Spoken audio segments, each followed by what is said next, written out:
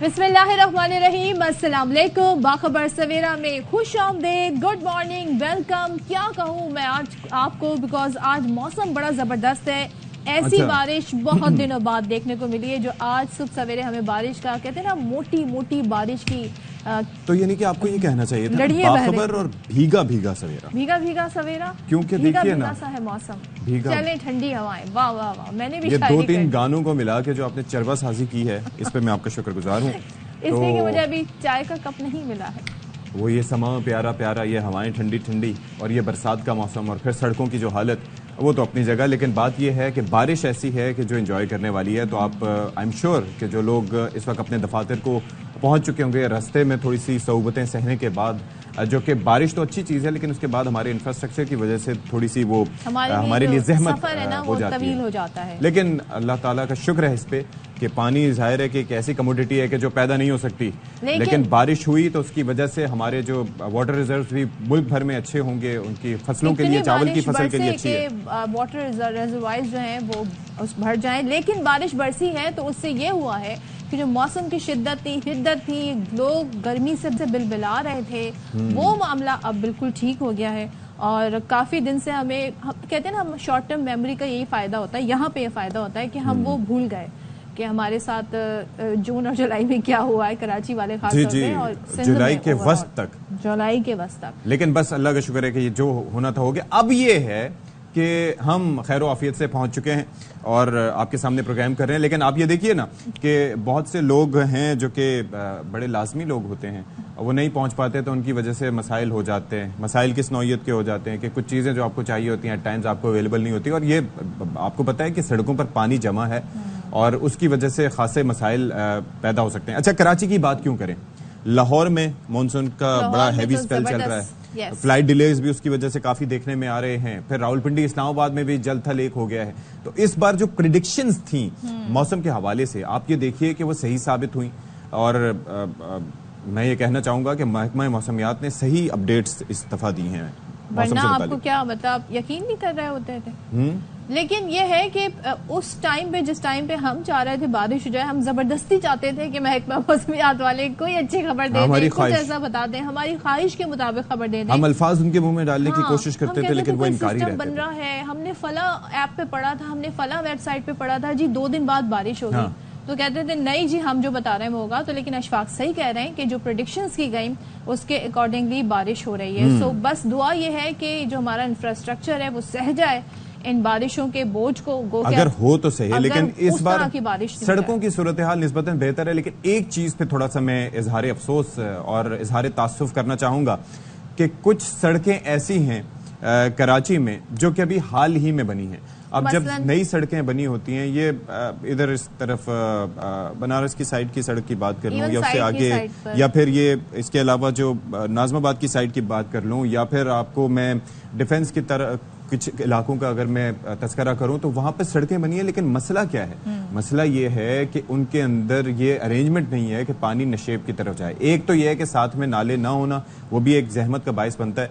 लेकिन अगर सड़कें मौजूद हों और पानी उनके दरमियान में वस्त में जमा हो रहा हो और फिर वो पानी वहां पर खड़ा रहे, तो फिर उसकी वजह से सड़क जो है वो शिकस्त रेख्त का सामना करती है। सुना आपने अल्फाज? क्या अल्फाज! बिल्कुल आपने सड़कों की सही तर्जुमानी इस वक्त की है। शिकस्त रेख का शिकार हो रही है। अच्छा, मैं जब आ रही थी ना तो इतनी अच्छी मुझे बारिश लगी, मेरा दिल करा मैं गाड़ी से कहूँ कि पीछे घुमा लें और वापस जो है वो घर चले। तो आज फिर आप अकेले शो करते अगर ऐसा होता, लेकिन फिर मैंने कहा नहीं, फर्ज की अदायगी जरूरी है। बज़ाहिर दुआओं में और दिल में भी दुआओं में याद रखता, you know what I am saying. तो बात ये है कि लेकिन ऐसा होता है, आप करना चाहती हैं मौसम तो आप एंजॉय कर सकती हैं। स्कूल में आसान होता था ऐसा करना, लेकिन ये है कि आप बड़े हो गए और आप लोगों की प्यार मोहब्बत है, आप लोगों का जो फीडबैक है, इसकी वजह से हमें एक मोटिवेशन मिलती है रोज आकर आपके लिए शो करने। Enough of our conversation. Yes, तो सरफराज साहब हमारे साथ हैं, कहते हैं ना मैन ऑफ द आवर। एक जमाने में हमारे तीसरे एंकर हुआ करते थे, अभी तो आज अभी भी हमें वक्त दे रहे हैं। बहुत शुक्रिया आपका सरदार सरफराज साहब, and a very good morning to you जी। बारिश हो रही है बड़ी जबरदस्त गुज़श्ता रात से, अभी भी इस वक्त भी इसकी जो हम देख रहे हैं कि तेजियां जारी हैं, मुख्तलिफ इलाकों में मुख्तलिफ सूरत हाल है। तो क्या वैसे कितनी बरसी है बारिश इस दफा? कोई 50 मिलीमीटर से तो ज्यादा हो ही गई होगी अंदाजन। نہیں کوئی رات میں جو یہ نا 10 ملی میٹر کہیں 11 ملی میٹر کہیں 12 ملی میٹر تو ماڈریٹ شاورز ہیں وقفے وقفے سے ہو رہے ہیں تو دن بھر اسی طرح سے جاری رہیں گے. اچھا مجھے اسکائپ پہ آ گئی کال تو یہ ہے کہ ہمارے پاس سے ہی آ رہی ہے نہیں کسی اور سے intermittent light to moderate showers نا اسی طرح سے جاری رہیں گے. کسی کا دو جگہ پہ ہیوی فالز بھی ہیں. اوکے جی ہیوی فالز بھی تو پھر اگلا جو ہیوی اسپیل ہے وہ 3 کی رات سے پھر امکان ہے 3 سے لے کے 5-6 تک 3-4 دن کا اسپیل ہوگا. چلیں اچھا کیا آپ نے ہمیں بتا دیا سرفراز صاحب آپ کو کال آ رہی ہے بیکاز ہم پھر آپ سے کہتے ہیں کہ بھئی آوازیں کیسی آ رہی ہیں. یہ بتا دیے گا کہ اب یہ کتنے دن بارش کا سلسلہ رہے گا. کراچی میں ہم بات کر لیں تو کیونکہ یہاں پر تو بڑی دعائیں کر کے بڑے صبر کے ساتھ بڑا انتظار کر کے بارش ہوئی ہے. چلیں جی آپ نے دوبارہ تذکرہ کیا تو انہیں خیال آیا کہ انہیں وہ فون پک کرنا چاہیے. میرے اوپر ڈال دے سارا الزام. کال آ رہی تھی ظاہر ہو سکتا ہے امپورٹنٹ کال ہو تو انہوں نے اٹھا لی. we'll see about that ہم دیکھ لیں گے. ہم دوبارہ کنیکٹ کرتے ہیں کیونکہ ہمیں ملک بھر کے موسم کے بارے میں پوچھنا ہے. ہاں جی اصل میں بات یہ ہے کہ جس طرح سے میں نے راولپنڈی کا تذکرہ کیا تو راولپنڈی کی اگر ہم بات کرتے ہیں تو وہاں پر نالہ لئی اس کے بکھرنے کا خدشہ اور اندیشہ ہوتا ہے تو اس کی وجہ سے ارینجمنٹس وہاں پر انخلا کے کر لیے گئے تھے. پھر اس طریقے سے لاہور میں بڑی زبردست بارش ہوئی ہے اور وہاں پر کہا جا رہا ہے کہ ایئرپورٹ میں جو بارش ہوئی اس کا کیا مطلب بڑا ریکارڈ ٹوٹا ہے. لکشمی چوک کی بارش کے بارے میں بتایا جا رہا ہے کہ 153 ملی میٹر بارش ہوئی ہے. دیٹس اے لاٹ. آپ اندازہ کیجئے کہ یہاں پر 8-8 10-10 ملی میٹر بارش ہوئی ہے اور ہم جل تھل 1 کی باتیں کر رہے ہیں اور جہاں پر 153 ملی میٹر ہوئی ہوگی تو وہاں پر کیا سلسلہ رہا ہوگا. اور پھر ملک کے اگر ہم بالکل بالائی علاقوں کی طرف جائیں تو دریائے چترال میں اونچے درجے کا سیلاب ہے جس سے ظاہر ہے کہ لوگ متاثر ہیں. اور اوور آل سچویشن یہ ہے کہ پورے ملک میں اگر ہم بات کریں جب تک ہم سرفراز صاحب کو ریکنیکٹ کر رہے ہیں تو میں ہی تھوڑی سی انفارمیشن آپ کو دے دیتی ہوں کہ بارش کا سلسلہ کب تک جاری رہے گا. تو آج سے یعنی کہ آج 1 اگست ہے. یہ بھی بڑی امپورٹنٹ بات ہے کہ اگست کا مہینہ شروع ہو گیا ہے اور یہ ہمارے لیے اس لیے بھی مہینہ امپورٹنٹ ہے کہ یہ مہینہ یوم آزادی مناتے ہیں 14 اگست آزادی کا دن. تو پوری تیاریاں 15 دن 14 دن جاری رہتی ہیں. بچے بڑے بھرپور جوش اور جذبے کے ساتھ حصہ لیتے ہیں. تو 8 سے 6 اگست تک ملک بھر میں بارشوں کا سلسلہ جاری رہے گا. محکمہ موسمیات نے کہا ہے کہ مانسون کا چوتھا اسپیل آج سے بارش برسائے گا. 5 اگست سے کراچی میں بھی سسٹم داخل ہوگا. کراچی میں تو سسٹم نے پہلے ہی انٹری دے دی ہے. اچھا جی اب بارش برسانے والے سسٹم کے کچھ اثرات ہمیں دکھائی بھی دے رہے ہیں جو کہ نظر آ رہے ہیں.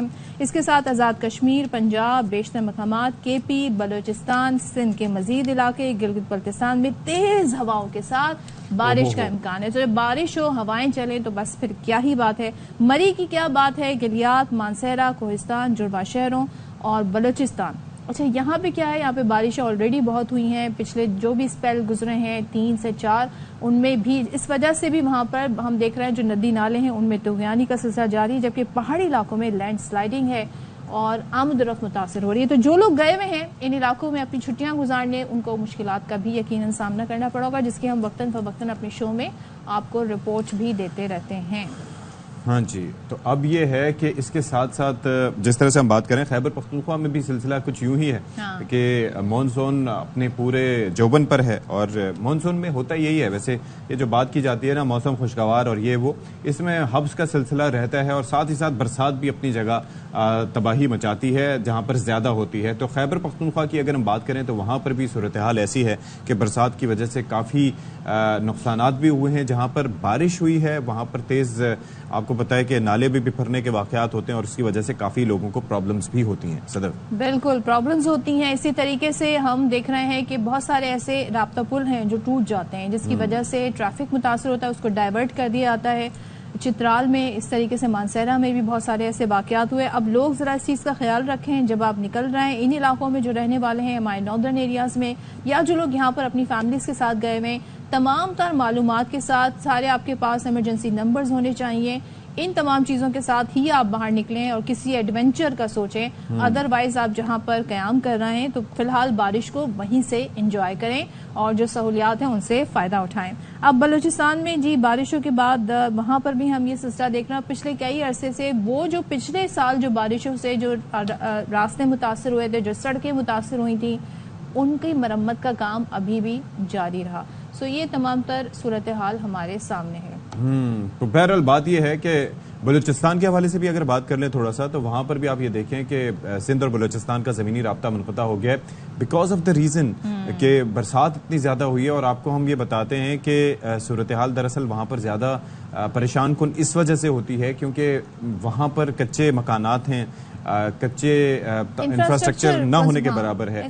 तो ऐसे में जो ही बरसात होती है तो सबसे ज़्यादा वो लोग उसकी जद में आते हैं और फिर परेशानी उनकी सवा हो जाती है। इसी हवाले से हम ये भी कहते हैं, एक रिक्वेस्ट भी करते हैं जो हुकाम बाला हैं कि कम से कम ऐसे बरसात के मौके पर, ऐसी सिचुएशन में जबकि प्रेडिक्शंस हों बारिश की, तो खुदारा इन लोगों का सोचा करें जो लोग मफलूकुल हाल हैं, जिनकी गुजर बसर बड़ी मुश्किल से होती है और फिर उनके ऊपर तबाही मचाती है ये बरसात।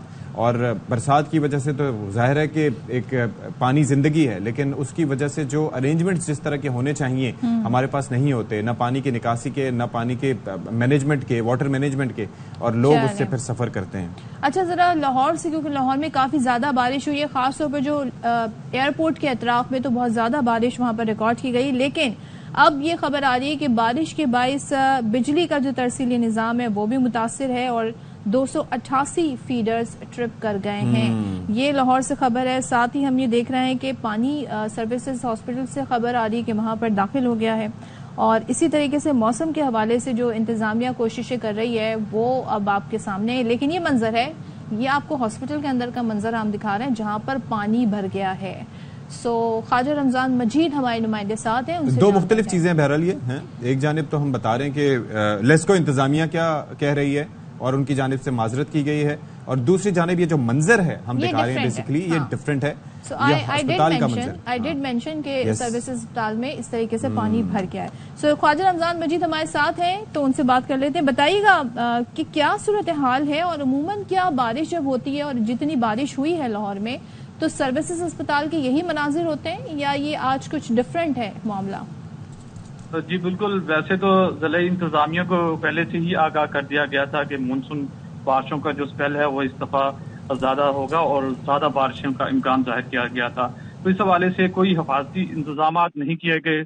सर्विसेज हॉस्पिटल की इमरजेंसी में पानी जो है दाखिल हो चुका है और मुख्तलिफ जो कमरे हैं, मुख्तलिफ वार्ड्स हैं, जैसे ICU तक जो ये पानी पहुंच चुका है। और इस हवाले से जो इंतजामिया की ये नाअहली और गफलत है कि अस्पताल जैसे जगह पर जहाँ पे इमरजेंसी में पेशेंट दाखिल होते हैं वहाँ पर इस तरह से पानी दाखिल होना और फिर सारा वहाँ पे जितनी भी ट्रीटमेंट जारी है मरीजों की वो पानी दाखिल होने की वजह से रुक चुकी है। और इसी तरह से शहर के जो दीगर इलाके हैं वो भी ज़ेरे आब आ चुके हैं। सड़कों पर पानी खड़ा है, मुतअद्दिद गाड़ियाँ लोगों की बंद हो चुकी हैं।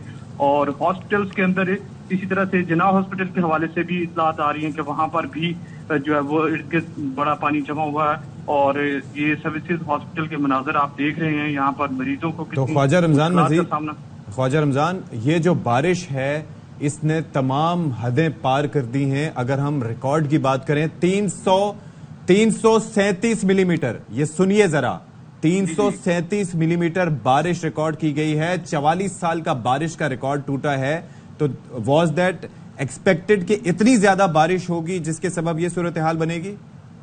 जी बिल्कुल, हम तो जैसे ही सुबह 4 बजे बारिश शुरू हुई तो हम लोग फील्ड में मौजूद थे और हम देखते रहे हैं कि किस कदर तेज बारिश थी और जो नशेबी इलाके थे वो मुकम्मल तौर पर ज़ेरे आब आ गए। इसी तरह से जोहर टाउन के करीबी इलाके में छत गिरने से भी 5 अफराद जख्मी हुए हैं। एक बच्ची जो है वो जिंदगी की बाजी हार गई। और इसी तरह से मुख्तलिफ जो शहर के इलाके हैं, लक्ष्मी चौक है, वहां पर वो मुकम्मल तौर पर डूब चुका है। जे रोड में पानी से सारा भरा हुआ है। इसी तरह से काना का इलाका है वो ज़ेरे आब आ चुका है। तो बड़ी सफाइयाँ हो रही थी, बड़े इंतजाम किए जा रहे थे मानसून सीजन से पहले और बहुत बेहतर कुछ हमें मामलात बताए जा रहे थे कि बारिशों से इस तरीके से मुतासिर नहीं होगा। तो ये गैर मामूली बारिश कहें फिर क्या कहें इसे? इतनी गैर मामूली बारिश नहीं है, तो पहले से इतलात थी। और जैसे ही सुबह 4 बजे बारिश शुरू हुई तो एज ए मीडिया पर्सन हम लोग तो फील्ड में मौजूद थे। हमने देखा कहीं पे भी वासा का अमला, ज़िला इंतजामिया निकासी आग के हवाले से वहाँ पे मौजूद नहीं था। जैसे ही तेज बारिश होना शुरू हुई तकरीबन सुबह 7 बजे के करीब और 6 बजे के दरमियान जो है वो वासा का अमला फील्ड में नजर आया और इसको निकासी आग के हवाले से उन्होंने काम शुरू किया। तो इससे आप जाहिर है कि 2 घंटे पहले जो मुसलसल बारिश होती रही उसने शहर का क्या हाल किया होगा। उस वक्त जो है वो शहर में जो नशेबी इलाके हैं वो उस वक्त ही ज़ेरे आब आ चुके थे। तो मुसलसल ये जो 2 घंटे की बारिश होती रही और अभी भी इस वक्त शहर में बारिश का सिलसिला जारी है। तो आप نکاسی آپ کو کس طرح سے بہتر بنا سکتے ہیں. تو ضلعی انتظامیہ کو اس حوالے سے پہلے سے ہی تمام تر حالات ان کے سامنے تھے کہ بارشوں کا جو سلسلہ ہے وہ غیر معمولی بھی ہو سکتا ہے. تو ان کو چاہیے تھا جو ان کا عملہ ہے وہ فیلڈ میں رات کو بھی رہتا اور دن کو بھی رہتا تاکہ شہریوں کی مشکلات کو کم کیا جا سکتا. بہت شکریہ آپ کا خواجہ رمضان مجید. اس وقت چیف میٹرولوجسٹ ہمارے ساتھ موجود ہیں شاہد عباس. تھینک یو سو مچ جی، آپ نے ہمیں جوائن کیا. یہ لاہور سے ہی شروعات کر لیتے ہیں. بیسکلی ہم یہ بات کر رہے ہیں کہ پانی جگہ جگہ موجود ہے، ہاسپٹلز میں داخل ہو رہا ہے، ایئرپورٹ کے اطراف بارش کا ریکارڈ ٹوٹ گیا، 44 سال کا کہہ رہے ہیں ریکارڈ ٹوٹا ہے. یہ 337 ملی میٹر کہا جا رہا ہے بارش ریکارڈ کی گئی ہے. شاہد صاحب ایسے ہی ہے؟ جی بالکل ایسے ہی. تو واز دیٹ ایکسپیکٹڈ کہ اتنی زیادہ بارش ہوگی یہاں پر؟ دیکھیں اس میں جو 337 ملی میٹر بارش ہوئی ہے وہ 24 گھنٹے کا ریکارڈ تو ٹوٹا ہے، لیکن یہ کہ بعض دفعہ جو 24 گھنٹے پچھلے میں ہوئی کوئی بہت پہلے کی کوئی تھی تو اس میں تو ہو سکتا ہے کہ اتنی بارش یا اس سے 332 ملی میٹر تھی وہ شاید 5 گھنٹوں میں یا 10 گھنٹوں میں ہوئی ہو. تو یہ 3-4 گھنٹوں میں ہوئی، 1 گھنٹے میں 100 ملی میٹر سے زیادہ بارش ہوئی. اور یہ اس کی جو شدت ہے 1 گھنٹے میں 118-121 کے قریب ہوئی اور لگاتار اس میں بریک نہیں ابھی بھی ہو رہی ہے. تو واسطہ کے حوالے سے اگر بات کریں یا ڈرینیج کے سسٹم میں تو ان کی تو کیپیسٹی 25-30 ملی میٹر سے زیادہ سسٹم کی نہیں ہے، کیونکہ اس کو کتنا بھی ایفیشینٹ کر لیں تو وہ 25-30 ملی میٹر پہ ہی رکھیں گے. اس میں اتنی بارش تو دیکھیں ریکارڈ ٹوٹا ہے تو اس کی تو بہت کم ہوتی ہے. شاہد صاحب یہ ذرا مجھے سمجھائیے گا کہ یہ جو بارش ہوئی ہے 100 ملی میٹر، تو یہ کوئی کلاؤڈ برسٹ ہوا ہے سڈنلی 1 گھنٹے میں اتنی بارش ہونا؟ کلاؤڈ برسٹ نہیں، مونسون میں تو ایسے ہی ہوتی ہے. دیکھیں نا آپ لیکن 1 گھنٹے میں پچھلے 2 دن سے دیکھیں کہ کتنا اوستہ پانی میں ہوا میں نمی کا تناظر 80% سے بھی زیادہ جو سردیوں میں دھند کے دنوں میں ہوتا ہے. تو وہ جو پانی اور انڈیا کی طرف سے یہ بے آف بنگال سے ایک سسٹم آ رہا تھا. تو جب یہ سسٹم آتا ہے ایک تو یہ 2 سے 3 دن تک وہ رہتا ہے اور وقفے سے بڑی بارش دیتا ہے. اور اس میں سے جو ریکارڈ بارشیں ہوتی ہیں پہلی جتنی بارشیں وہ صرف مغربی ہواؤں کے تحت اس میں اتنی نمی نہیں ہوتی. اب مونسون کا جو سسٹم ہے اس میں تو نمی ہوتی، اتنی اس طرح کی بارشیں ہوتی ہیں تو دریاؤں میں سیلاب آتے ہیں. تو بعض دفعہ ایک دن میں 400 ملی میٹر سے بھی زیادہ اوپر. پنجاب کے جو باقی علاقے ہیں وہاں پہ کیا ہے، یا لاہور میں ہم صورتحال جو ہم دیکھ رہے ہیں کہ ایئرپورٹ کے اطراف میں بارش ہوئی ہے، تو باقی اوور آل کیا ہے؟ سب سے زیادہ بارش لاہور میں ہوئی، لیکن ناروال، گجرانوالا اور سیالکوٹ میں بھی 100 ملی میٹر کے قریب یا اس سے زیادہ بارش ہوئی ہے. اور یہ سلسلہ ابھی انڈیا کی طرف سے آہستہ آہستہ آگے بڑھ رہا ہے. اگلے 2 سے 3 دن تک اس کا اثر رہے گا. اور یہ ہمارے مونسون کے علاقے جو ہیں مظفر آباد ہے، بری ہے، ایبٹ آباد، ان میں بڑی اچھی بارشیں دے گی. اور ہمارے جو چناب، راوی اور ستلج اور جہلم دریا ان کے اوپر کیچمنٹ ایریا انڈیا میں بھی بڑی اچھی بارشیں ہوں گی جن میں دریاؤں میں بہت اچھا پانی آئے گا اور کہیں سیلابی صورتحال بھی. اچھا ایک چیز یہ بتائیے گا شاہد صاحب کہ ہم یہ جاننا چاہ رہے تھے کہ یہ جو جس طریقے سے ہم ابھی رپورٹ کر رہے تھے، ہمارے نمائندے بتا رہے تھے کہ لاہور پانی ہو گیا تمام تر ارینجمنٹس کے باوجود، ٹھیک ہے، کیونکہ رین ایمرجنسی اور یہ ساری چیزیں جگہ جگہ نافذ. لیکن اتنی زیادہ اگر بارش ہو، یعنی کہ 300 ملی میٹر یا اس سے زیادہ 24 گھنٹے کی اگر ہم بات کریں، یا 1 گھنٹے میں 100 ملی میٹر بارش ہو، تو کیا یہ معمول کی بات ہے کہ اتنا پانی جمع ہو جانا؟ جی یہ بالکل معمول کی بات ہے. دیکھیں جو پانی جمع ہوتا ہے اس میں 2-3 فیکٹر ہوتے ہیں. ایک تو ہے بارش کی شدت، ٹھیک ہے، کتنی تیز بارش ہوتی ہے. 1 گھنٹے میں ایئرپورٹ پہ 100 ملی میٹر، 1 گھنٹے میں 118-120 ملی میٹر ہوتی رہی. اور دوسرا یہ کہ اگر وہ لاہور کے وسیع علاقے بعد بارشیں ہوتی ہیں مغل پورہ میں اور شاہدرہ میں ہوئی، بار روڈ سے آگے پہنچی نہیں. یہ بارش جو ہے پورے لاہور میں ہو رہی ہے. جب پورے لاہور میں ایک ہی وقت میں اور تیز بارش ہوگی تو پھر تو پانی بہت زیادہ اکٹھا ہو جائے گا. پچھلے سال بھی جولائی میں 2-3 بارشیں ایسی ہوئی تھی جو پورے لاہور میں ہوئی تھی، تو آپ کے انڈر پاس بھی بھر گئے تھے. تو والیوم آف واٹر جو ہے جو ہماری بارش کی شدت کے علاوہ یہ بھی ہوتا ہے کتنے ایریا پہ ہو رہی ہو، ٹھیک ہے. اور دوسرا یہ ہوتا ہے کہ اب جو اس وقت ٹائم گزرا ہے، جو صبح 6-7 بجے کے بعد لوگ گھروں میں بھی پانی استعمال کرتے ہیں، ان کا جو ڈرینیج سسٹم ویسے وہ روٹین کے پانی سے بھرا ہوتا ہے. 2-3 فیکٹر اکٹھے ہو جاتے ہیں. اچھا اگر لیٹ نائٹ رات 12 بجے سے صبح 4 کے دوران ہوتی تو وہ گھروں میں پانی استعمال نہیں ہو رہا ہوتا. تو وہ فیکٹر جو ہے وہ اس کو تھوڑا ایج دے جاتا ہے. تو ذرا کراچی کا ہمیں بتا دیں کہ یہاں پہ تو بتایا جا رہا ہے 6 اگست تک بارش کا سلسلہ یہاں بھی جاری رہے گا. یہاں کتنی بارش ایکسپیکٹ کی جا سکتی ہے مزید؟ جی کراچی میں بھی جو سسٹم ہے اور اس میں سے اگلے 2 سے 3 دنوں میں وہاں بھی بارش ہوگی. لیکن کراچی میں تو اگر 1 घंटे में 25-30 मिलीमीटर बारिश हो जाती तो वो लाहौर के 100 मिलीमीटर जितना पानी इकट्ठा, वहाँ हजोन का ड्रेनेज सिस्टम लाहौर से बहुत वीक है और बहुत सारे इलाकों में तो उनका वो एफिशिएंट नहीं है। बिल्कुल, तो कराची में तो 15-20 मिलीमीटर बारिश भी वो जो है वो उनके लिए प्रॉब्लम करती है, लेकिन वहाँ भी 40-50 मिलीमीटर बारिश जो होने के बिल्कुल चांस है। शाहिद साहब, आप ये नहीं कहें उनके, आप कहें आपके, यानी कि हमारे, हम यहीं पे कराची से आपसे बात करें। कराची की बात करते हैं, कराची में 15-20 मिलीमीटर बारिश भी अगर हो जाती है घंटे में तो उनको निकालना मुश्किल है।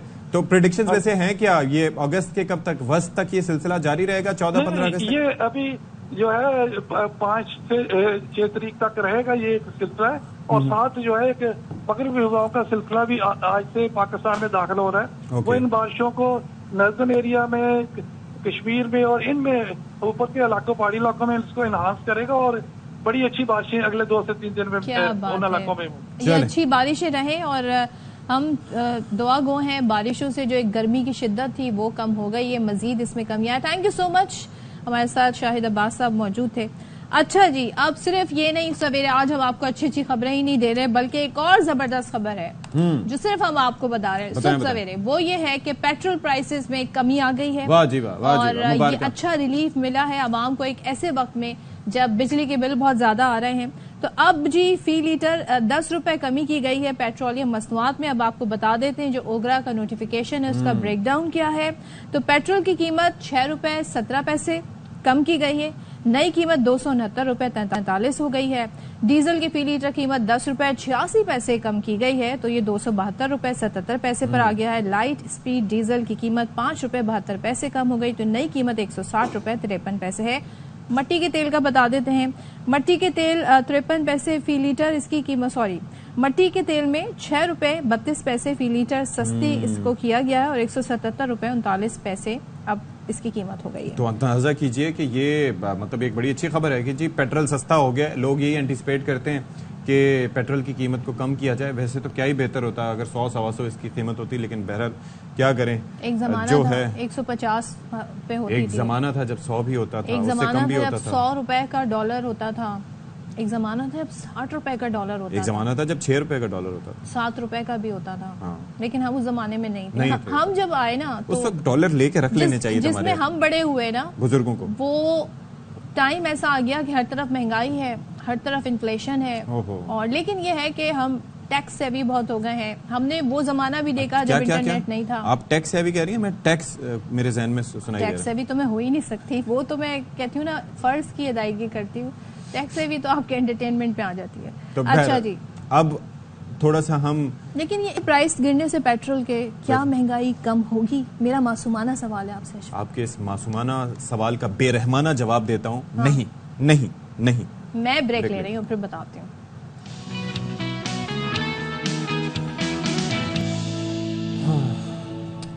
Welcome back once again. और गुज़िश्ता रोज जिस टाइम इस वक्त आज हम बैठे हैं, कल हम आपको ब्रेकिंग न्यूज दे रहे थे और वो ब्रेकिंग न्यूज तेहरान से थी, जहां पर सहूनी दहशत गर्दी की हमने एक ये मिसाल देखी कि दारुल हुकूमत तेहरान में जब वहां पर तमाम तर दीगर ममालिक के बड़े बड़े सरबराहान मुमलिकत डेलीगेशंस मौजूद थे, तो इस्माइल हानिया जो कि फलस्तीनी मज़ामती तंजीम के सियासी विंग के सरबराह थे, उन्हें उनके मुहाफिज के साथ शहीद कर दिया गया। अब उस वक्त ये बताया जा रहा था कि गाइडेड मिसाइल के जरिए उनको निशाना बनाया गया। अब इसकी डिटेल्स आना शुरू हो गई हैं और वहां पर जो उनके हमरा लोग मौजूद थे, अशफाक, वो ये बता रहे हैं कि बाकायदा जो गाइडेड मिसाइल है वो इतना प्रिसाइज था कि वो सीधा उन्हें जाकर लगा। लेकिन ये भी कहा गया कि खिड़की तोड़ के। तो what does it mean?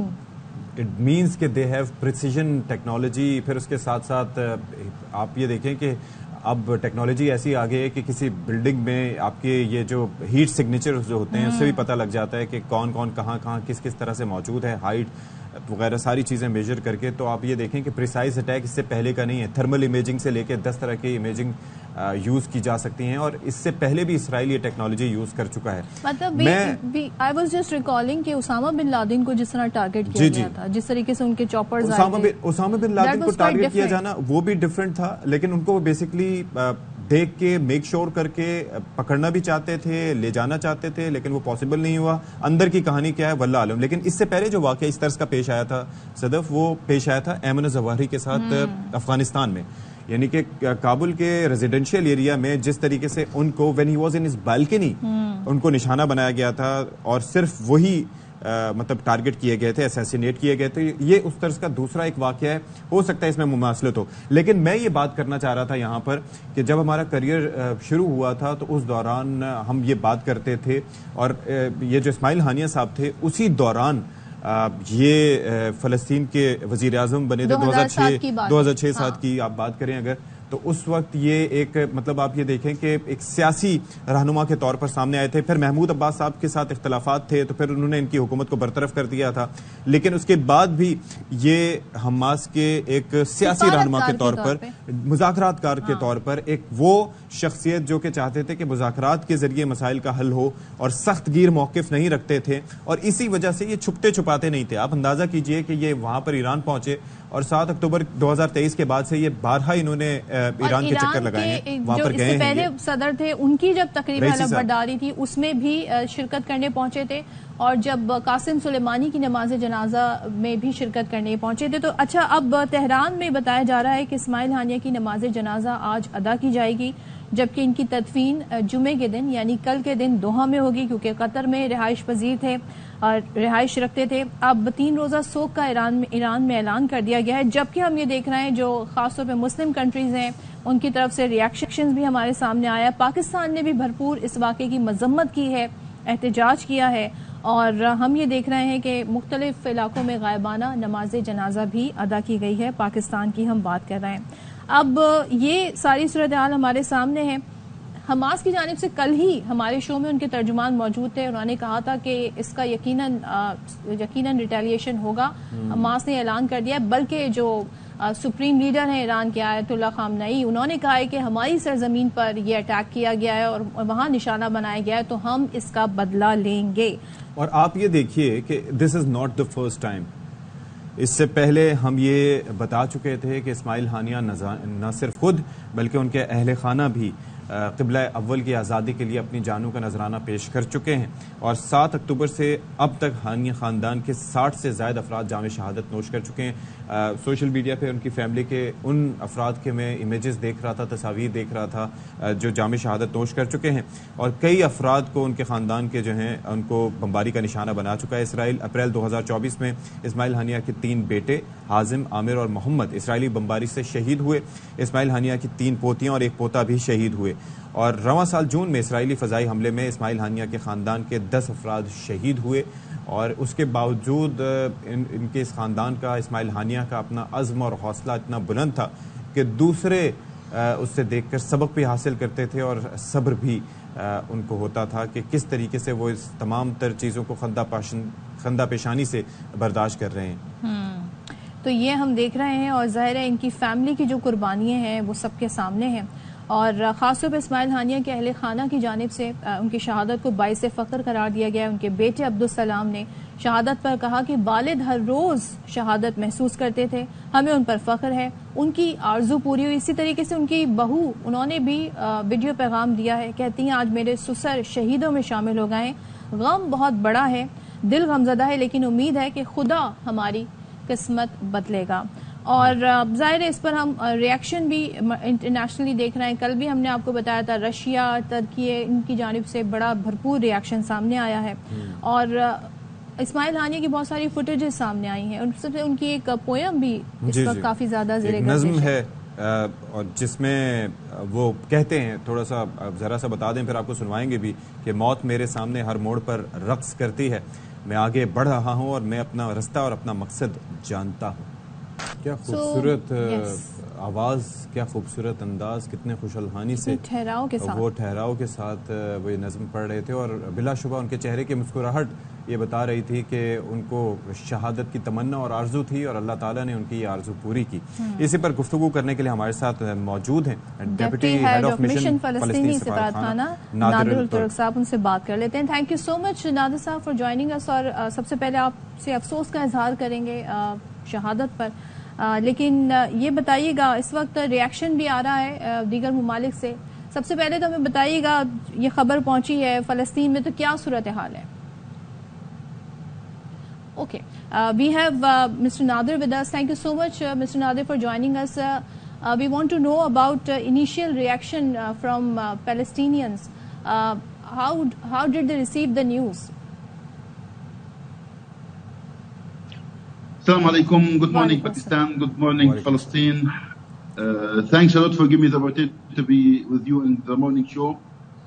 The options actually is only to be united, to face our enemy, to face the Israeli occupation for our land, to be united in our struggle for freedom, independence, until we have the opportunity to establishing our independent states with Jerusalem as its capital. This is what we are need to do, working hard of it, to be united in our struggle for freedom. Nader, we would like to ask you, because this is not the first time that he visited Iran.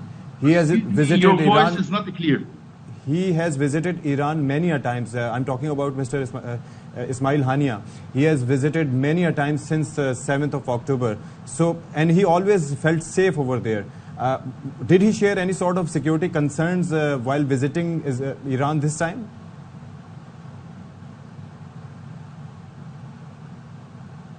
Actually, all these criminal actions by Netanyahu and his government, it is only to increase violence, increase and continue killing our own people, to continue this conflict forever, because the only opportunity for Netanyahu to stay as a prime minister, to stay in power, to keep his government safe and continue to be in power, is continue this war. Because he have 4 files of corruption need to be faced in the Israeli court in the day after this war is in. So he continue this war and try to extend it to other areas to be sure he going to stay in his position and not going to the jail. And do you have any concern about the security setup in Iran? Like he was someone very high profile and he's been targeting very precisely. So do you question the security measurement the Iranian government took?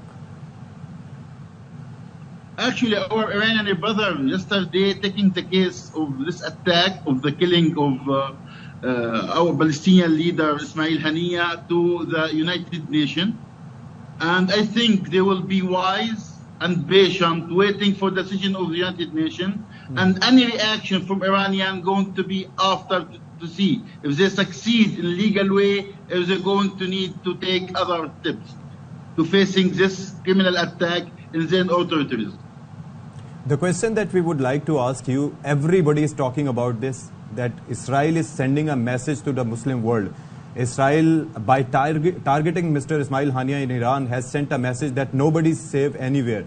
So how should the Muslim world respond to that? Actually, the only message you can receive from the Israelis is message of war and crimes. This country was established from day one in 1948 and on Palestinians' blood and flesh. They are continue their crimes against the humanity because they are only looking for more violence, more blood, because this makes them feel satisfied, feel stronger. This is the only way for the Israelis to act, only more blood, more war, more killing, to feel that they are strong. Actually, the Israelis on 7th of October lost their image as a superpower country after the attack of Palestinian fighters and cross the border of Gaza. So they are trying to rebuild their image as a superpower country by killing more and more Palestinian civilians. They are looking to rebuild their image as superpower countries by looking for fights with other powers around them. They feel they are not strong enough to face them. So we wait and see what is the future going to bring for us. But this is how they are acting. How the Muslim world is responding, how the Arab world is responding, how the international community is responding. Are you satisfied with that? But your voice is very low. I can't hear your voice clearly. And one last thing, ever since the 7th October attack, we have seen like the most important thing everybody wants to achieve is ceasefire. There were some negotiations going on. What about those peace talk? Now do we consider it like this has been sabotaged, or there is some hope about ceasefire? Again, your voice is not clear, but if I hear right, actually, we were speaking about ceasefire in Gaza in the last few weeks. But Netanyahu every day came with other plan. He always tried to break this hard work by Americans, Egyptian, Qatar, and Turkey to ceasefire in Gaza, because he likes to continue destroy Gaza, because he has only in his plan, in his mind, one plan: displace Palestinians outside of Palestine, to be sure there is enough space for more Zionist settlers to replace them in their own homeland. So this is Palestine for the Palestinians. Israelis try to looting it like they do in 1948. They are still going with the same scenario, to have Palestine without people, for people without land, as their lives said before 1948. So we need to be united as a humanity, not as Muslim Ummah, not only as a Palestinian, to face this criminal action by the Israelis. Definitely. We need to extend, to be sure that we force Israelis to follow the international law, follow the international humanitarian law, follow the international resolutions, follow the orders of the United Nations, follow the orders of ICC, ICG, because without that, we are going, this Israelis going to lead our humanity for more bloody circles. They will make others, groups around the world, have the power to face the international law and create more conflict everywhere. This going to take our humanity for circles of blood, will make us in danger. Everyone should be united. Because make Israel under pressure, giving respect for the international law. It is needed to be united by humanity to do that as possible. True. Thank you so much, Mr. Nadirul Tur, Deputy Head of Palestinian Embassy हमारे साथ मौजूद थे. और आप अंदाज़ा कीजिए कि ज़ाहिर है कि हमारे जज्बात उनके साथ हैं, हमारे तमाम तर नेक तमन्नाएं फ़लस्तीनी अवाम के साथ हैं, और लेट्स होप सो कि इस मामले पर एक तो मुस्लिम ममालिक, अरब दुनिया और फिर इंटरनेशनल कम्युनिटी कोई किरदार अपना अदा करेगी, अगर करना चाहे तो. यहाँ पर ब्रेक लेते हैं, ब्रेक के बाद वापस आते हैं.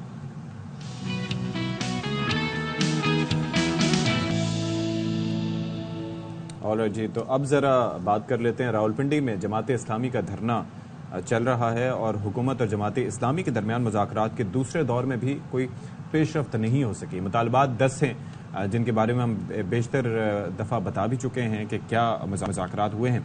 हुकूमती कमेटी मौशी माहिरीन को भी मुज़ाकरात में ले आई. कमेटी रुकन डॉक्टर तारिक फजल चौधरी और अमीर मकाम के साथ तकनीकी कमेटी अरकान ने जमात इस्लामी के 4 रुकनी वफ्द को ब्रीफिंग भी दी. हाँ जी, तो ब्रीफिंग दी गई और नायब अमीर जमात इस्लामी लियाकत बलोच कहते हैं कि हुकूमती कमेटी ने हमारे मुतालबात पर वक्त मांगा है, और वो ये कहते हैं कि अगर कमेटी में से कमेटी निकलेगी तो फिर ये कमेटी चौक ही निकलेगा. हुकूमती रुकन तारिक फजल चौधरी कहते हैं पूरी उम्मीद है कि मस्बत नतीजे पर पहुंच जाएंगे. और जमात इस्लामी ने, आपको पता ही है, महंगाई, बिजली के बिलों में और खासतौर पर जो टैक्सेस में इजाफा है उसके खिलाफ धरना दिया हुआ है लियाकत बाग चौक पर. अब जमात इस्लामी का मौक़िफ़ है और वाज़ेह है कि अगर मुज़ाकरात में संजीदगी ना दिखाई तो फिर मुज़ाहिरीन डी चौक ही नहीं बल्कि पार्लियामेंट के बाहर भी धरना दे सकते हैं. और कल इनका इरादा था जमात इस्लामी का कि कराची में गवर्नर हाउस के बाहर भी इन्होंने एहतजाज करना था, जिस पर हम देख रहे थे गवर्नर सिंह कामरान टिसोरी साहब के बयानात आ रहे थे. उन्होंने कहा था कि जी आप वेलकम, आप एहतजाज करें, बल्कि आप अंदर आकर गवर्नर हाउस के अंदर आकर भी आप एहतजाज कर सकते हैं. लेकिन फिर उन्होंने बताया कि बहुत सारे स्टूडेंट्स हैं वहाँ पर, IT कोर्सेज होते हैं, तो वो डिस्टर्ब नहीं होने चाहिए. अब क्योंकि कल ये इस्माइल हानिया साहब की शहादत का वाक़या पेश आया तो ये तमाम तर एहतजाज मौखर कर दिया गया.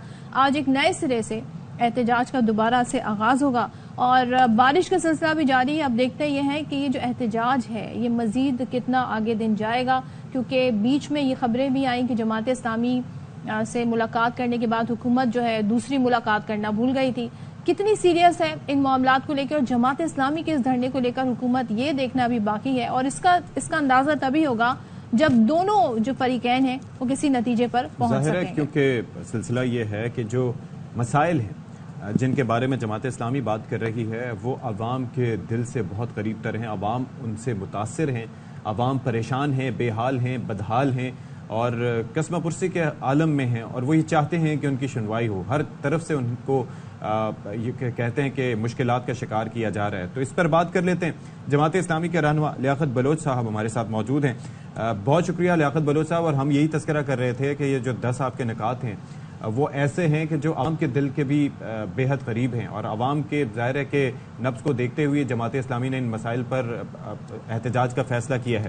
اب تک جو یہ آپ کے مذاکرات کے دور ہوئے ہیں, کیونکہ وہ تو تکنیکی ارکان بھی لے کر وہاں پر پہنچ گئے تھے, ٹیکنیکل کمیٹی اور خاص طور پر معاشی ماہرین بھی, اب تک کیا طے پایا ان 2 دور جو ہوئے ان میں؟ بسم اللہ الرحمن الرحیم.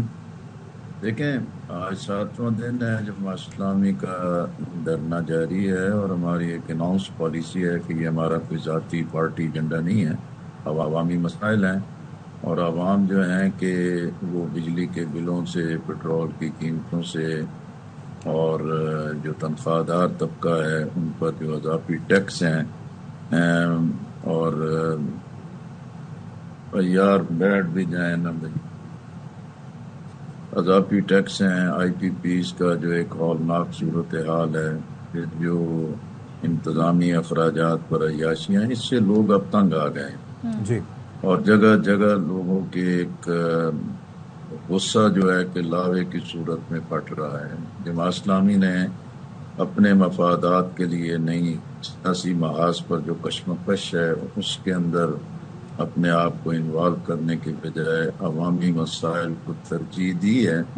اسی پر حکومت نے پھر مذاکرات کی بات کی. ہم نے پہلا راؤنڈ کیا, پھر دوسرا راؤنڈ کل ہوا ہے, اور اس میں ہم نے اپنے تمام ایشوز پہ پوری وضاحت کے ساتھ بات رکھی ہے.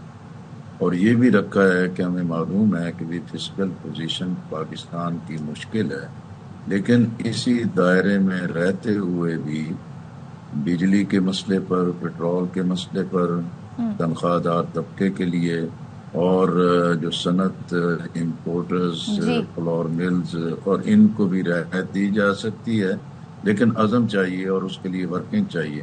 کل 3 سیکریٹریز موجود تھے, انہوں نے ہمارے ٹیکنیکل بنیادوں پر بھی ہر چیز کو تسلیم کیا. انہوں نے کہا اب یہ معاملہ تو پولیٹیکل ہے اور حکومت نے فیصلہ کرنا ہے, اور اگر حکومت فیصلہ کرے گی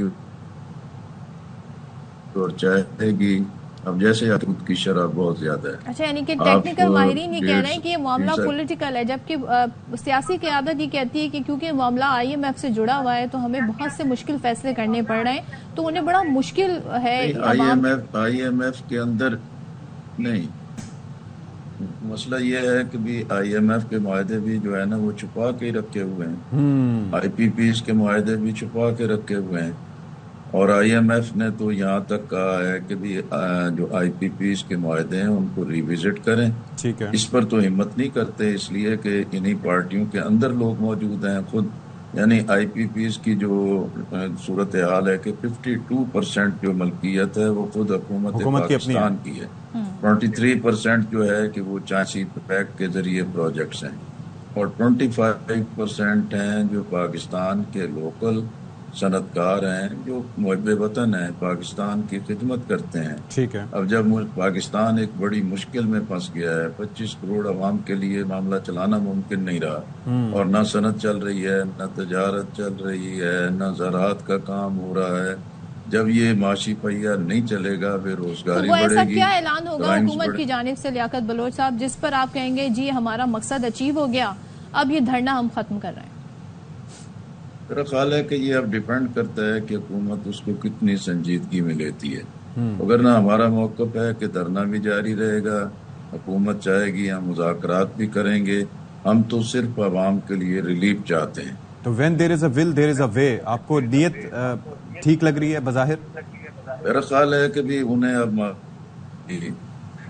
انتظامی اور اشرافیہ کو بھی معلوم ہے کہ بھی اب اس طریقے سے معاملہ نہیں چلتا. ٹھیک ہے. میں نے جتنے بھی سول سروس کے سینئر لوگ تھے, میں کہ بھی آپ لوگ سینئر ہیں, زندگی بھر کے تجربات ہیں, اب رفتہ رفتہ خرابیاں اس سطح پر پہنچ گئی ہیں کہ اگر اپنے علم, اپنے فہم اور اپنی عقل اور اپنی تکنیک کے اعتبار سے معاملات کو سیدھا کر لیں تو ظاہر ہے کہ ملک ایک بڑی بحرانوں سے بچ جائے گا. انشاءاللہ اپنی صحت درمی پر ہی قائم رہیں گے تو پھر مسائل مشکلات اور بڑھتی چلی جائیں گی. ٹھیک ہے جی, تھینک یو سو مچ. لیاقت بلوچ آپ جماعت اسلامی کے سینئر رہنما ہمارے ساتھ موجود تھے, اور لیٹس ہوپ سو کہ اس مسئلے کا حل نکلے. بریک کے بعد آتے ہیں.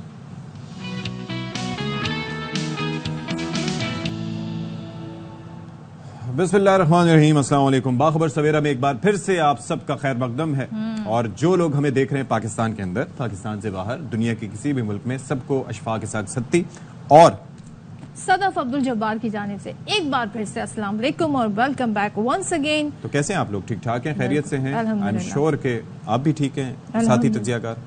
آج تو بھائی موسم اتنا اچھا ہے تو اس کا اثر موڈ پر بھی ہے, سو ساتھی تجزیہ کار. ویسے موسم کا اثر موڈ پہ ہوتا ہے یا فرق نہیں پڑتا؟ لو ایک تو کمپلیمنٹ دو اوپر سے آگے سے. اچھا میری بات سنیں, پلس ہوسٹ, میری بات سنیں نا, plus influencer, plus YouTuber, plus آج کل تو بڑے ڈیزگنیشن اس طرح کے ہوتے ہیں نا. تو مجھے یہ بتائیں کہ یہ جو جس طرح سے ہم بات کرتے ہیں, موسم کا اثر موڈ پر ہوتا ہے یا موڈ کا اثر موسم پر ہوتا ہے؟ یہ بڑا گہرائی والا سوال ہے, سوری ٹو سے دس ورڈ, لیکن یہ ہے کہ موڈ کا اثر آپ کے موسم کا اچھا ہونے کا اثر آپ کے موڈ پر پڑتا ہے. لیکن اب اگر موسم نہیں اچھا ہو رہا تو کیا آپ بس منہ بسورے بیٹھے رہیں گے؟ ہاں یہ بھی. آپ اپنا موڈ اچھا کریں, جو چیزیں آپ کو اچھی لگتی ہیں, جس سے آپ خوش ہوتے ہیں, آپ وہ چیزیں سوچیں, وہ چیزیں کریں, تو یقیناً آپ کا موڈ جو ہے بہتر ہوگا. تو اس کے لیے باقاعدہ آپ کو کام کرنا پڑے گا. کام کرنا چاہیے, کام کرنا پڑے گا. تو کس نوعیت کے کام کرنے چاہیے؟ لائک آپ کو اس کے لیے ایفرٹ کرنی پڑے گی, ان دیٹ سینس کام کرنا پڑے گا. مطلب محنت کریں, دن رات محنت کریں. ناٹ دیٹ ایفرٹ, یہ آپ کو اپنے مائنڈ سیٹ ایسا ٹرین کرنا پڑے گا کہ آپ بڑی بڑی چیزوں میں خوشیاں تلاش نہیں کریں. آپ چھوٹی چھوٹی اچھا سے چائے کا کپ اگر آپ نے بنا کے اس کا ٹیسٹ آپ کو اچھا لگا ہے تو that can a good thing. پانی پیئے, پانی سے بہت سارے فائدے ہیں. تو بہت کچھ جو ہے وہ کیا جا سکتا ہے. اچھے سے ڈریس اپ ہوں, اچھا ڈریس پہنے اپنی پسند کا, اچھا پرفیوم لگائیں, صاف ستھرے ہوں, میوزک اچھا سا سنیں, یا دن کا آغاز اچھے سے کریں, گزرتے ہوئے کسی کو مسکراہٹ دیں. نہیں, صرف خواتین کو نہیں, سب کو مسکراہٹ دیں اچھے طریقے سے, تو وہ بھی آپ کے دن کو اچھا کر سکتے ہیں. اچھا کہ آپ نے اسے کلیریفائی کر دیا. چلیں جی اب آگے بڑھتے ہیں. آج کا جو ہمارا یہ گھنٹہ ہے اس میں ہم بات کریں گے, بڑے بڑے پہاڑوں کا ذکر کریں گے, ان کو سر کرنے والے لوگ جنہیں ہم کو پہما کہتے ہیں. تو دنیا کی جو سب سے بلند ترین چوٹی ہے ماؤنٹ ایوریسٹ, اس کو سر کرنا ایسا ہے اپنی زندگی کو داؤ پر لگانا, اور جتنے رسک اس میں انوالو ہوتے ہیں اس سے جو ماؤنٹینئرز ہیں وہ کافی زیادہ آگاہ ہوتے ہیں. لیکن ہم آپ کو ایک ایسی خاتون کو پیما سے آج ملانے جا رہے ہیں جن کا تعلق عمان سے ہے, اور انہوں نے 2019 میں یہ کارنامہ انجام دیا تھا. آج وہ باخبر سویرا کی مہمان ہیں, اور انہیں ماؤنٹ ایوریسٹ سر کرنے والی پہلی عمانی خاتون ہونے کا اعزاز بھی حاصل ہے. اور انہوں نے 8000 میٹر بلند 14 چوٹیاں سر کرنا وہ چاہتی ہیں, جن میں سے 5 ماؤنٹ ایوریسٹ, K2 ناگا پربت, G2 مناسو سر وہ کر چکی ہیں. کیا بات ہے. اور نادرہ الحارتی امانی اسکاؤٹس میں بطور ڈپٹی مینیجر ڈائریکٹر فرائض انجام دے رہی ہیں. تو ہم بات کر لیتے ہیں, کو پیما نادرہ الحارتی ہمارے ساتھ موجود ہیں. Nadira, thank you so much Nadira for joining us, and it's a pleasure to have you on the show. I mean, I've always dreamt of touching the sky and summiting these mountains, but I always got scared. How did you manage to do all that? I mean, you have submitted K2, you have submitted Mount Everest. It's a huge task. Yes, good morning, and thank you for being with you at the show. Maybe the voice is not clear. I couldn't hear you clearly. But yes, I recently climbed Nanga Parbat and G2 in Pakistan. I came only day before to Oman. It was not easy to climb the 8000s and the mountains in Pakistan. It's really something unique. I never saw something like that. The nature, everything is amazing there. It makes you wonder again and again of this world, and I'm grateful that I could be there, and I joined as also Romani, and I've been with the Pakistani people and the community there. It's everything. It was something. It's given me many lessons in my life. Sure. And different experiences. So Nadira, what inspired you to start mountaineering in the very first place, and how did you get in the sport? Okay, it's everything is a start, like subhanallah, it's like my destiny. So I was writing the stories for our students in Ministry of Education to inspire about Omanis. They did something and achievements for Oman. So one of them, he was the first Omani who climbed Mount Everest. And when I heard his story about his climbing, at the same minute and at the same meeting, I said, I want to climb Everest too. And that time I think I didn't do hike even in Oman or anywhere. And I don't know what's mountain. I was a geographic teacher, so I know everything about mountains. I should be, but not as a sport. So that's how it started. I thought this is what I was looking for myself. And mountains, it was like something for me. So then I started training for 2 years, and then I climbed Everest in 2019. So tell us, Nadira, I mean, people normally go from the easier level to the difficult level. You submitted Mount Everest in 2019, you submitted K2. They are two of the most difficult mountains out there. And now you went to summit this Nanga Parbat, which is called Killer Mountain. So how you compared the difficulty level of these mountains? Sorry, what's the question? Last part again? Which one did you find most difficult to summit? The summit? Yeah. Actually, it's always about the summit and also about the journey to when we reach the summit. And it's not easy to stay on control for a very long time at the base camp. Like Nanga Parbat, we waited for the good weather. I think for 4 weeks we stayed at the base camp. It was very long time waiting, preparing, and many people, many climbers, they left the base camp. They thought that's like we are wasting our time. So I mean, it's all a journey until we reach the summit, and it's important to end our trip with the summit if we can. Yeah, if it's in our hand, in our control. So I mean, being in summit, it's something you feel what you deserve after the very long training, and in your home back or wherever. It's like what you really deserve at summit for the effort you did all the time, and your commitment and your hard training, your hard work all the time. So when I stand up on the summit, I feel that it's alhamdulillah. This is really what Allah gave me. This is so and fulfilling. It must be so. Yes. Nadira, you discussed about training. So this kind of journey or climb requires a lot of training. So what kind of training or preparation you undergo, and can you share your typical routine? What kind of routine you follow, and especially what kind of diet you follow? Yes, this is very important because the reward it will be after this. So I always training the whole year. I have schedule. I'm training in my country, Oman, in doing a very long hike at the weekend with the heavy backpack or different weights, depend to the season. And also I'm running and attending many races here in Oman, in the region, and it's make me fit and it's make me prepared for my next goal. Also, I have another what's building my muscles.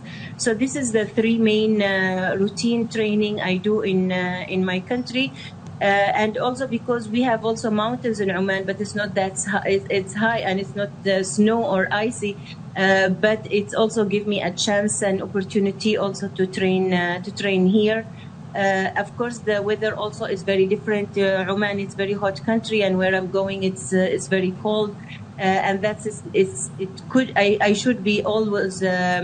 Acceptable to adapt the difference between the weather also. So now you have submitted 5 of the top mountains. What's next for you, Nadira? What have you decided for yourself? What are you going to do next? And how has been your experience being in Pakistan? Did you try Pakistani cuisine, Pakistani food? And what's your experience regarding that? I think it's most my experience. It's in the mountain region, between Banduru or between the Nanga Parbat region in Shiraz. But what I saw also, there is a very common culture between us and our neighbors, Oman and Pakistan, and we have a very long history. So it's not that very strange for me. We have even the food, even the clothes, even the color, even everything. But it was also opportunity to know more Pakistanis, to know Pakistan more from their people there and on their land. So I absolutely love food in Pakistan. I love talking to them because I'm speak also a bit. We are sharing a bit, few words between Arabic and Pakistani and also Urdu. So it's always, I feel I'm not that stranger. I'm like we are part from each other's history and culture. What words have you learned so far? What Urdu words have you learned so far? Sorry? What Urdu words have you learned so far? What I learned? Yeah. Language. I'm talking about Urdu language. Language. I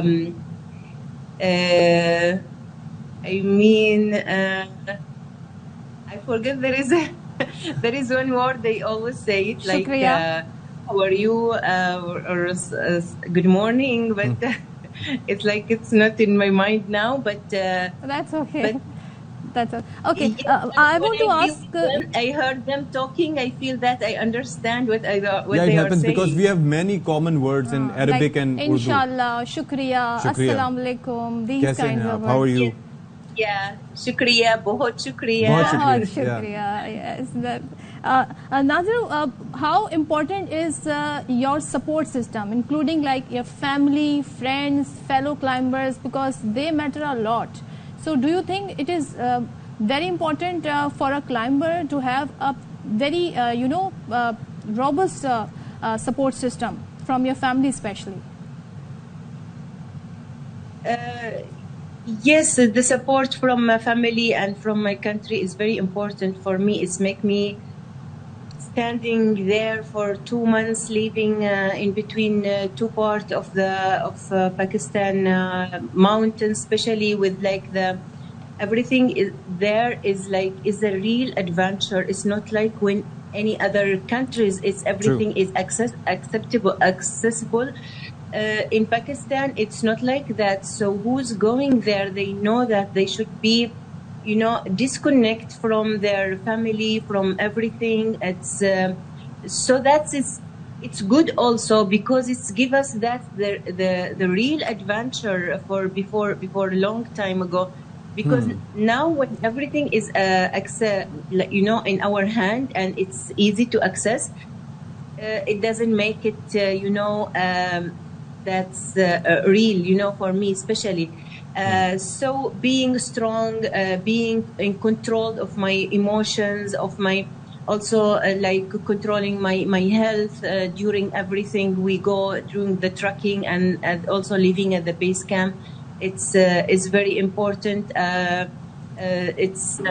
tried,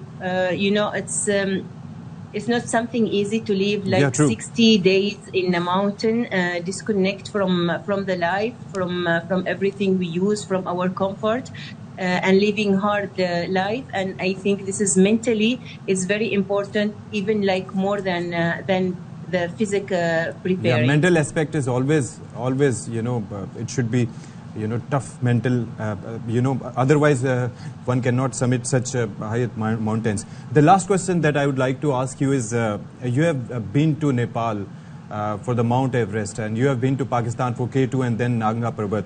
How you compare the services provided by these two countries, because Nepal is investing heavily on their mountaineering, and how do you compare them, and do you need to see some betterment in some specific areas, so you can mention it here? The compare between Nepal and Pakistan, you said? Yeah. Yes, it's I've been in two countries, and yes, it's different. Not the service only, even the mountain in Pakistan. It's as I told you, it's like a pure, it's like a still wild.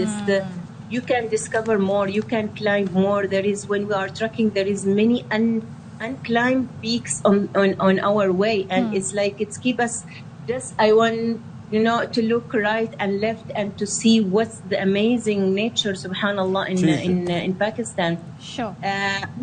But you. About the service, I think it's what's in Nepal now. It's very commercial business. Please stay with us. We would like to interrupt you because हमें यहाँ पर फौरी तौर पे आपको लिए चलते हैं तेहरान, जहाँ पर नमाज जनाजा अदा की जा रही है इस्माइल हानिया की। आप अपने टेलीविजन स्क्रीन पर देख सकते हैं इस्माइल हानिया की नमाज जनाजा यहाँ पर अदा कर दी गई है। उसके बाद दोहा में भी इनकी नमाज जनाजा कल अदा की जाएगी और तदफीन वहीं पे होगी दोहा में। और इस हवाले से आप ये देखिए कि ये बहुत बड़ी तादाद में लोग इस वक्त जमा है तेहरान में। सुप्रीम लीडर आयतुल्लाह खामनेई ने नमाज जनाजा पढ़ाई है। सो कल इनकी शहादत रिपोर्ट हुई टेलीविजन पर, और जिस तरीके से सरकारी टीवी ईरान ने खबर नशर की, उसके बाद हमास की जानिब से इसका बाकायदा ऐलान किया गया और फिर डिटेल्स आना शुरू हो गई कि किस तरीके से इस्माइल हानिया को उनके मुहाफिज के साथ निशाना बनाया गया और हमास की जानिब से कहा गया कि ये इक़दाम इसराइल की जानिब से उठाया गया है। जबकि सवालात उठे अमेरिकन सपोर्ट की, तो अमेरिका की जानिब से बयान सामने आया कि जी हम इस सारी सूरत हाल से बिल्कुल बेखबर थे, लेकिन अगर इसके जवाब में किसी तरीके का अटैक होता है इसराइल पर तो हम इसराइल के साथ खड़े हैं, उसका दिफा करेंगे। यानी कि हमेशा कोई भी ऐसी हरकत होगी तो उस पर दिफा किया जाएगा। इसराइल की अपनी वेपनरी नहीं है। इसराइल जो वेपन्स यूज करता है, सोफिस्टिकेटेड वेपन्स जो हैं, प्रिसिजन वेपन्स, वो सारे के सारे अमेरिका के फराहम करदा होते हैं या और दीगर ममालिक के, जो मगरबी ममालिक के, जो कि अमरीकी इमा के बगैर नहीं हो सकते। यहाँ पर बात जब आती है फ़लस्तीनियों पर मजालिम की तो उस वक्त अमेरिका की आंखें बंद होती हैं, लेकिन जब इसराइल की सपोर्ट की बात आती है तो उस वक्त हम देखते हैं कि ये सारे यकजा दिखाई देते हैं और कोई भी ब्रूटल एक्ट हो इसराइल की जानिब से उसको सपोर्ट किया जाता है। साथ ही साथ यहाँ पर सवाल कल उठ रहे थे कई सिक्योरिटी लैब्स के हवाले से, तो ज़ाहिर है उस पर भी बात की गई कि किस तरीके से, क्योंकि इस्माइल हानिया पहले भी यहाँ पर जाते रहे और वो काफ़ी अपने आप को महफूज तस्वुर किया करते थे तेहरान जाते हुए, ईरान जाते हुए। और लेकिन यहाँ पर ये जो इंसिडेंट हुआ, जिस तरीके से प्रिसाइसली इस वाक़े को बयान किया गया कि खिड़की तोड़कर मिसाइल उनको डायरेक्टली उन्हीं को जाके लगा, तो ये इस बात की अक्कासी करता है कि कितना उनको फॉलो किया जा रहा था, किस तरीके से इसराइल को पता था कि वो कब कहाँ किस जगह मौजूद हैं और उनको निशाना बनाना है। तो प्रिसाइसली ये काम किया गया ऐसे मौके पर जब दीगर मुल्कों के सरबराहान भी ज़ाहिर है कि वहाँ पर मौजूद होना थे इस तकरीब हल्फबरदारी में शिरकत के लिए, शामिल होने के लिए, लेकिन ये टारगेट किया जाना, तो इस पर बदले का ऐलान किया गया है ईरान की जानिब से भी, हमास की जानिब से भी। तो लेट्स सी कि इस मामले पे क्या होता है।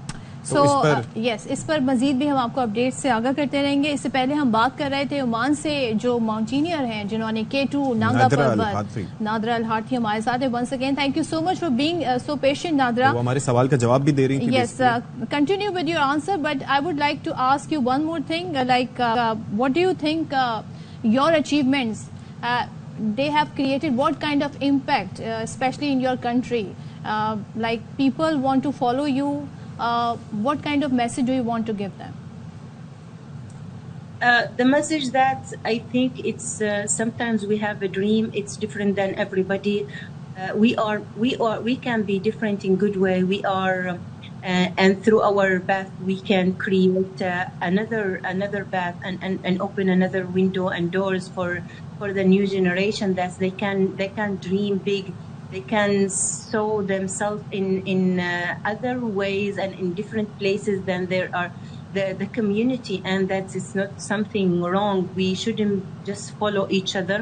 True. We can create our own dreams. We can create our own places where we want to stand and where we want to raise our like voice and message, and everybody could listen to us. Because sometimes we being afraid to be different than others, than our family, than our community, and it's not easy sometimes, because people, they can like attack us, they can be agree or degrees with what we are believe in. But as if we are really believing ourselves and in our dream, I think we can continue in this very very strongly. Even we don't need to be like very loud, and we can be humble. We can be just going in our path. But of course, at the end, people, they will see the achievement and they will appreciate what we are doing. Even if they are not agree, but they will appreciate the effort we put on where we are going.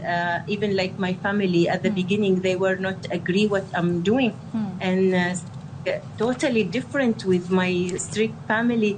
But at the end, they saw how I'm commitment, how I'm very serious what I'm doing. I'm not just going for play, going just to enjoy. Now they must be so proud of you. It's something hard, and yes. I believe it and I love it. So now we are in a way they respect, and they are wonderful.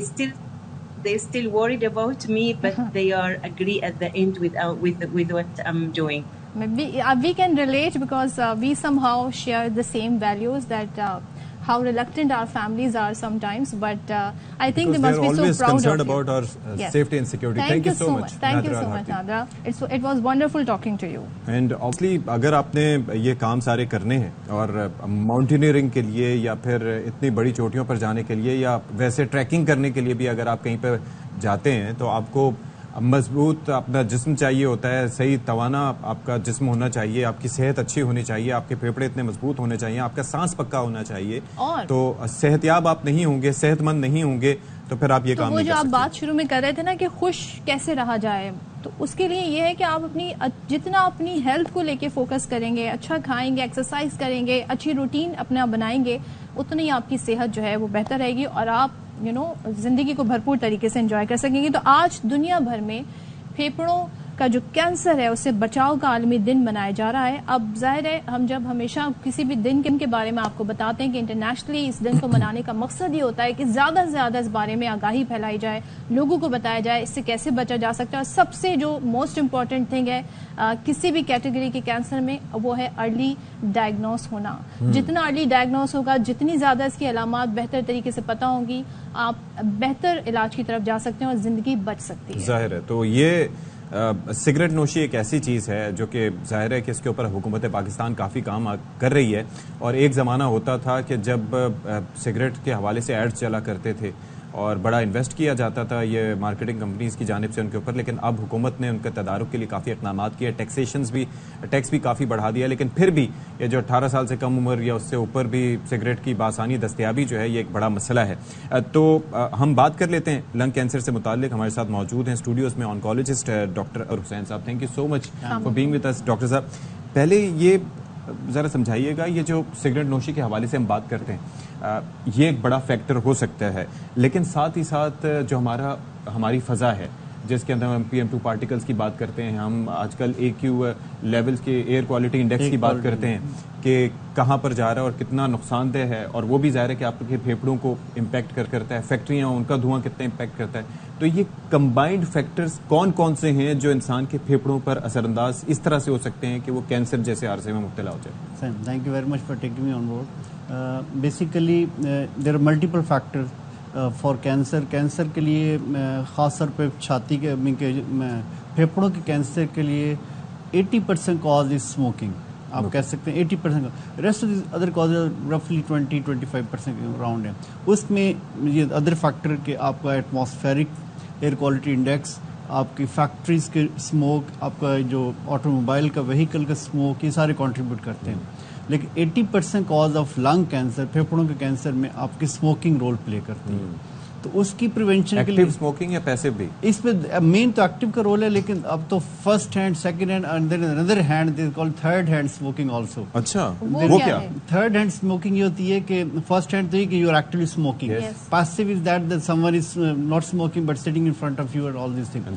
Third hand smoke is that कि अगर आप किसी ऐसे कमरे में enter हो, किसी ऐसी गाड़ी में एंटर हो जहाँ पे लोगों ने स्मोक किया हो and you feel the smell coming from that area, आपके कारपेट से स्मेल आएगी स्मोकिंग के, उसके पार्टिकल जो है ना वो आपके उनमें डिपॉजिट हो चुके होते हैं.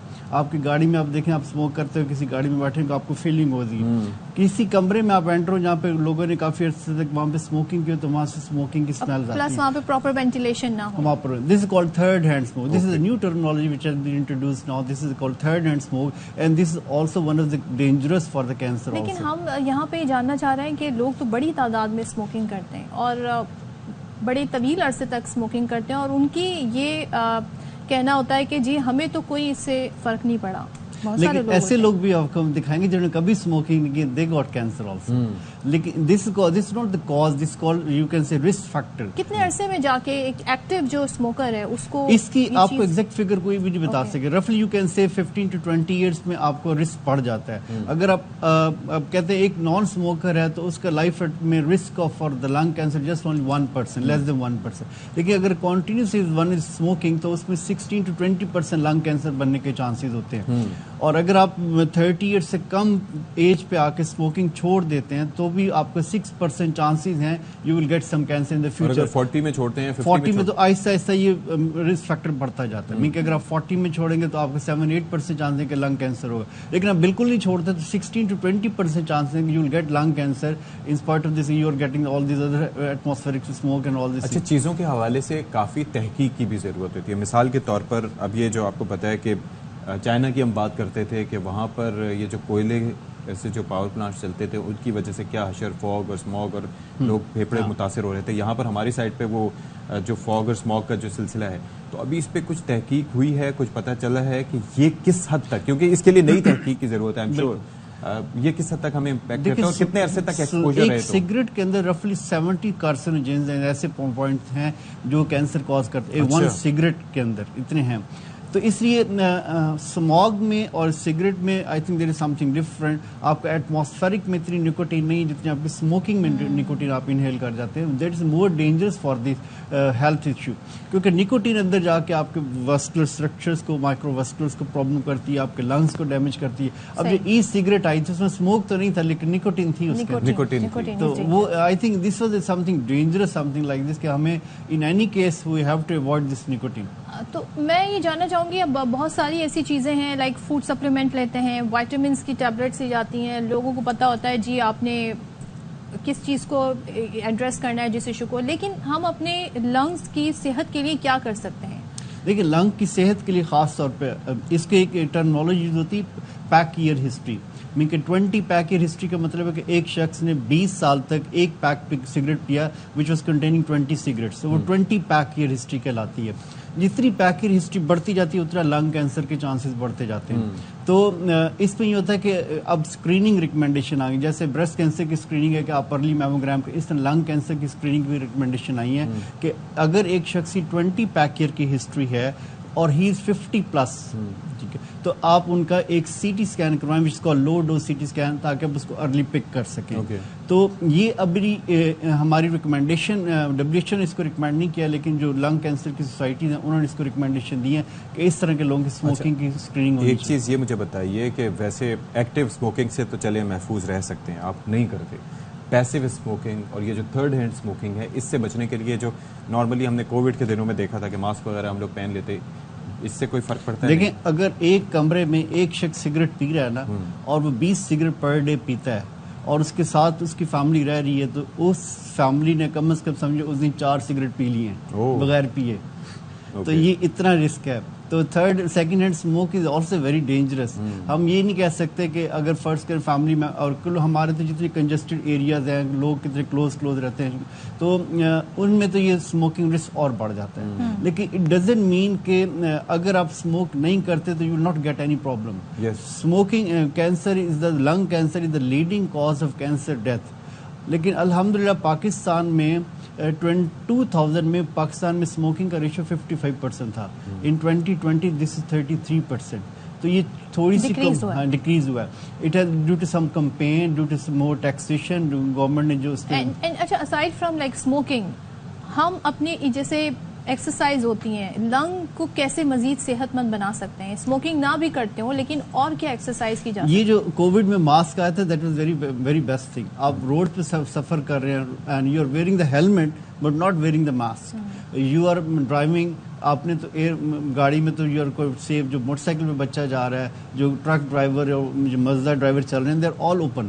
تو they are getting so much smoke on daily basis. تو اگر اپنے لنگ کو سیف رکھنا ہے تو definitely healthy diet, good exercise. Breathing exercise, aerobic exercise जो होती है ना, मीन कि आप वॉक करें Aahista Aahista, make your lung comfortable to face the challenges of the future, elevate your heart rate. हाँ बिल्कुल. और दूसरा ये कि अर्ली डायग्नोस्टिक्स जो जिसकी हम बात करते हैं, तो उसके अंदर अगर स्टेजेस होती हैं तो कितनी स्टेज पे जो है वो फिर भी उसको, देखिए लंग कैंसर तो इवन फर्स्ट स्टेज का बहुत तंग कर सकता है. अच्छा. टोटल 4 स्टेजेस होती हैं और लंग कैंसर आपका फर्स्ट सेकंड स्टेज में सर्जिकली रिमूव किया जा सकता है if it is at the proper point.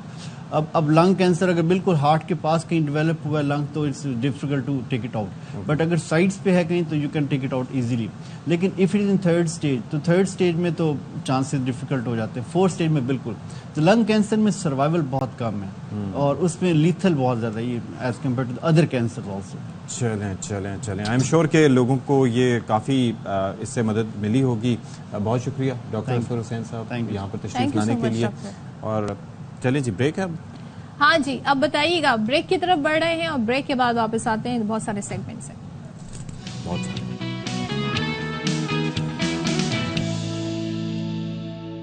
अच्छा जी, तो पाकिस्तान के तलबा, एथलीट्स ना सही लेकिन तलबा दुनिया भर में पाकिस्तान का नाम रोशन कर रहे हैं.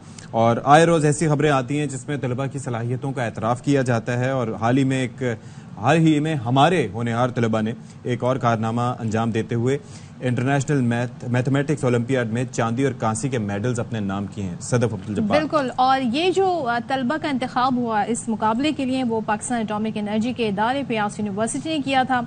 और पाकिस्तान से जी हमारे साथ जो कहते हैं ना इस वक्त मौजूद हैं गेस्ट, जो होनहार तालिब जिन्होंने हिस्सा लिया, उसमें मोहम्मद अहमद भट्टी जिन्होंने ब्रॉन्ज मेडल जीता, जबकि दीगर भी स्टूडेंट्स थे जिन्होंने गोल्ड और सिल्वर मेडल जीते. तो हमारे साथ मौजूद हैं स्टूडियोज में मोहम्मद अहमद भट्टी. Thank you so much for joining us. और साथ ही हमें ज्वाइन किया है, हमारे साथ मौजूद हैं प्रोफेसर डॉक्टर सरफराज साहब. आपका भी शुक्रिया. और आप उस टीम को लीड कर रहे थे, इन स्टूडेंट्स की टीम को जो यूके में गई, उन्होंने पार्टिसिपेट किया. तो पहले आगाज कर लेते हैं भट्टी साहब से. तो भट्टी साहब बताइए कि हाउ वाज द एक्सपीरियंस, और ये जो जिस इवेंट में आप गए थे ब्रॉन्ज मेडल आपने लिया, कितने स्टूडेंट्स कितने मुल्कों से वहाँ पर आए थे? अल्हम्दुलिल्लाह बहुत अच्छा एक्सपीरियंस था. और 100 से ज़्यादा कंट्रीज थी and each country had a team of 6 students. तो टोटल तकरीबन 600 स्टूडेंट्स थे. और ये मुझे बहुत खुशी हुई कि मुझे पाकिस्तान का नाम रोशन करने का और पाकिस्तान को रिप्रेजेंट करने का मौका मिला. और इसी तरह से दूसरी कंट्री जाना और दूसरे कंट्रीज़ के लोगों से मिलना भी बहुत अच्छा एक्सपीरियंस है. अच्छा, तो ये मैथ्स का सब्जेक्ट तो मुझे तो बड़ा डिफिकल्ट लगता था. खुश्क लगता मतलब एक दफा सीख लिया. हाँ. उसके बाद फिर दोबारा प्रैक्टिस करने का दिल नहीं चाहता. जो कॉम्प्लिकेशंस आनी शुरू हो जाती हैं, तो आपको इंटरेस्ट था, कब आपको आइडिया हुआ कि यू आर लाइक आपका ये फेवरेट सब्जेक्ट है? मुझे बचपन से ही शौक है मैथ्स का, और मैं कह सकता हूँ मैथ्स मेरा फेवरेट सब्जेक्ट है. अच्छा. और मेरा स्कूल में मेरा बेस्ट सब्जेक्ट है. अच्छा, तो सरफराज साहब आप जरा ये बताइएगा कि हाउ वाज योर एक्सपीरियंस. ज़ाहिर है कि this won't be the first time for you कि आप इतने स्टूडेंट्स को लीड करते हुए वहां पर गए, तो एक्सपेक्टेशंस जो थी उसी के मुताबिक रिजल्ट्स भी आए? जी, जो ये बेसिकली ओलंपियाड है, इट्स जस्ट लाइक ओलंपिक्स जो आजकल ओलंपिक्स हो रहा है. जी जी. तो ओलंपियाड बेसिकली ये साइंस का आप समझ लें ओलंपिक्स है, और इसमें पाकिस्तान को रिप्रेजेंट करना और वहाँ जाके इस होप के साथ कि हम मेडल्स लेके आएंगे, तो ये एक बहुत बड़ी चीज़ है. हम इस दफ़ा गोल्ड एक्सपेक्ट कर रहे थे. हमारा जो जिस स्टूडेंट ने सिल्वर लिया है वो ही वाज क्वाइट गुड, और एक छोटी सी मिस्टेक से हम गोल्ड मिस हमने कर दिया. लेकिन फिर भी अगर हम देखें तो ओवरऑल हमारी जो इस दफ़ा जो परफॉर्मेंस थी as compare to previous years, वो काफ़ी अच्छी थी कि हमने 2 मेडल्स लिए. हमने सिल्वर भी लिया और हमने ब्रॉन्ज भी लिया इस दफ़ा, और एक ऑनरेबल मेंशन भी लिया. मैं इसमें थोड़ा सा ये बताता जाऊँ कि इसमें जो पार्टिसिपेट करना है, इसमें बेसिकली मेडल्स सर्टिफिकेट्स तो मिलते ही मिलते हैं. जो लोग ओलंपियाड में मेडल्स देते हैं उनके लिए इंटरनेशनल यूनिवर्सिटीज़ के अंदर स्कॉलरशिप भी है, और उनके लिए एडमिशन की स्पेशल सीट्स भी हैं. जिस स्टूडेंट ने हमारे मेडल, जिसने ये सिल्वर मेडल लिया है, उसका MIT में एडमिशन हो गया है. और इससे पहले भी हमारे जितने भी मेडलिस्ट हैं पाकिस्तान से, वो या तो कैम्ब्रिज में या MIT में या हार्वर्ड में ऑलरेडी उनका एडमिशन वहाँ पे हुआ है. तो इसमें बेसिकली विन एंड विन है. मतलब जो बच्चे, जो पेरेंट्स अपने बच्चों को भेजना चाह रहे हैं, तो ये इंटरनेशनली बहुत ज़्यादा एक बड़ी चीज़ है कि जिसके लिए हम लोग वहाँ पे कम्पीट करते हैं जाके. تو اس میں جیسے نوبل پرائز ہے ویسے ہی میتھمیٹکس کے اندر جو ہے وہ فیلڈ میڈل ہے. تو وہاں پہ فیلڈ میڈل کو انہوں نے بلایا ہوا تھا, فیلڈ میڈلسٹ کو. تو اس نے بیسیکلی جیسے اپنے سی وی کے اندر لکھا ہوا ہے کہ اس نے گولڈ میڈل ون کیا تھا, اس نے سلور میڈل ون کیا تھا. تو انٹرنیشنل لوگوں کے لیے بہت ہی آنر کی بات ہے کہ وہ اور جتنے بھی پروفیسرز ہیں وہ اس کے ریزلٹس کو فالو کر رہے ہوتے ہیں. تو اس کا فارمیٹ کیا ہے basically, how does it work, criteria کیا ہے, سلیکشن کس طریقے سے ہوتی ہے, وہاں پر طریقہ کار کیا ہوتا ہے جانچنے کا؟ جی بالکل. پاکستان کے اندر basically Pakistan institute of science and application پیاس جو ہے اور ایچ ای سی نے مل کے ایک آفس بنایا ہوا ہے ایچ ای سی کے اندر. وہ آفس جو ہے وہ پاکستان میں 4 کمپٹیشن میتھمیٹکس, فزکس, کیمسٹری اور بایو کے لیے جو ہے وہ ٹیم سلیکٹ کرتے ہیں. نومبر کے اندر ان کی ایڈ آتی ہے اور فیب کے اندر وہ ٹیسٹ لیتے ہیں ہر سال. اور اس کے بعد انہوں نے فردر سینٹرز بنائے ہوئے ہیں, جیسے میتھمیٹکس کا سینٹر قوم سیٹ یونیورسٹی اسلام آباد لاہور کیمپس کے اندر ہے. تو فرسٹ جب ان کا ٹیسٹ ہو جاتا ہے تو 50 بچوں کی لسٹ ہمیں بھیج دیتے ہیں, ہم ان بچوں کو انوائٹ کرتے ہیں. لاسٹ ایئر ہم نے جب وہ بچوں کی لسٹ ہمارے پاس آئی, ہم نے یہاں پہ یو ایس اے سے جو ٹرینر بلایا جس نے ہماری لوکل فیکلٹی کے ساتھ مل کے بچوں کو ٹرین کیا. اس کے بعد ہم نے چائنا کے اندر ایک فل فلیج کیمپ تھا 3 ویکس کا, بچوں کو وہاں لے کے گئے. اور اس کے ساتھ ساتھ ایک سٹار پروگرام بھی ہم نے سٹارٹ کیا تھا لاسٹ ٹائم, تو 6 ماہ چلا. اور اس کے بعد تقریباً پاکستان کے 15 بچوں کو $500 پر اسٹوڈنٹ کے حساب سے انہوں نے ان کو جو ہے جو وننگ اسٹوڈنٹ تھے ان کو انعام دیا. تو یہ ایک فل فلیج پورا جو سال ہے اس کی ایکٹیویٹی ہے. اس کے بعد اتنے پورے سال کے ایفرٹس کے بعد اللہ تعالیٰ نے ہمیں ماشاءاللہ یہ ایک اچھی ایک رزلٹ دیا. تو اس میں جو بیسیکلی کویشچنز ہوتے ہیں یہ پیور میتھمیٹکس میں الجبرا, نمبر تھیوری, کمبینیٹورکس اور جیومیٹری کے ہوتے ہیں. اور اس میں جو اسٹوڈنٹس ہیں انہوں نے بیسیکلی 2 دن کا کمپٹیشن ہوتا ہے اور 2 دن کے اندر انہوں نے بیسیکلی ٹوٹل 6 کویشچنز کو سالو کرنا ہے. چلیں تو بھٹی صاحب اب کیا سوچا ہے, کیا پلان ہے فیوچر کے لیے؟ مجھے انشاءاللہ کوئی میتھمیٹکس ریلیٹڈ کیریئر ہی پرسیو کرنا ہے. جیسے مجھے کمپیوٹر سائنس میں بھی کافی انٹرسٹ ہے اور کمپیوٹر سائنس میں پروگرامنگ وغیرہ بھی کہتے ہیں, اور سچ بات ہے کہ میتھمیٹکس سے بہت ریلیٹڈ ہے. اور اس طرح سے اگر کوئی اور میتھمیٹکس میں کوئی اور آگے کیریئر پرسیو کرنا چاہے تو اس میں میتھمیٹکس ریسرچ بھی بہت اچھی فیلڈ ہے. اور بہت ساری اور بھی فیلڈز ہیں میتھمیٹکس ریلیٹڈ. اوکے چلیں, وی وش یو دی بیسٹ محمد احمد بھٹی. اور اس کے ساتھ ساتھ سرفراز صاحب آپ کا بھی بہت شکریہ فار بینگ ود اس, اور آئی ایم شیور کہ آگے بھی ایکسپلین کیا نا, ظاہر ہے یہ سمجھنا بہت ضروری ہوتا ہے کہ یہ چیزیں کیسے کام کرتی ہیں. ول ٹیک اے بریک ہیئر, بریک کے بعد آتے ہیں.